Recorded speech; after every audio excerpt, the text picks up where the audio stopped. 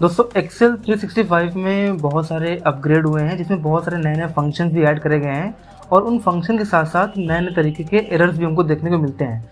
उसी में से एक एरर है जिसको बोलते हैं स्पिल एरर।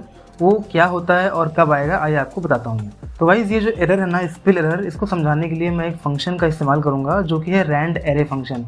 एक्सेल 365 में बहुत सारे नए नए एरे टाइप के फंक्शन यूज़ हुए हैं जिससे हमको एक ही टाइम पे मल्टीपल रिजल्ट देखने को मिलते हैं। तो इज इक्वल टू यहाँ पे रैंड एरे करूँगा। रैंड एरे क्या करेगा, वो हमें कुछ रैंडम वैल्यूज़ यहाँ पे ला के देगा।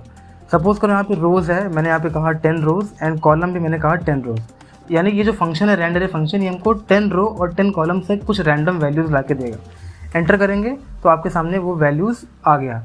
अब क्योंकि ये एरे फंक्शन है तो एरे फंक्शन की वजह से फंक्शन केवल एक ही सेल पे मैं लगाया हूँ, लेकिन वो ऑटोमेटिक वो 10 रो एंड 10 कॉलम से पूरा कवर कर लिया।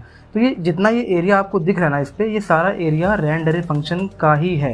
एक्सेल के प्रीवियस वर्जन में अगर हमें कोई एरे फंक्शन लगाना होता था तो हम वहाँ पे कर्ली ब्रेसेस का इस्तेमाल करते थे, बट नए वर्जन में ये हमें फंक्शन के थ्रू यहाँ पे देखने को मिल रहा है। तो अभी ये जो आप एरिया देख रहे हो ना, ये पूरा एरिया वो एक ही फंक्शन ने कवर किया हुआ है। अब क्योंकि यहाँ पे फॉर्मूला केवल एक सेल पे है, अगर आप देखेंगे यहाँ पे ये फॉर्मूला आपको दिख रहा है, और अगर आप किसी और सेल पे मूव करोगे तो ये फॉर्मूला केवल हल्का सा वो डिम हो गया है ना। और ये आप ये बॉर्डर भी देख पा रहे हो, यहाँ पे ये बॉर्डर आपको दिख रहा है।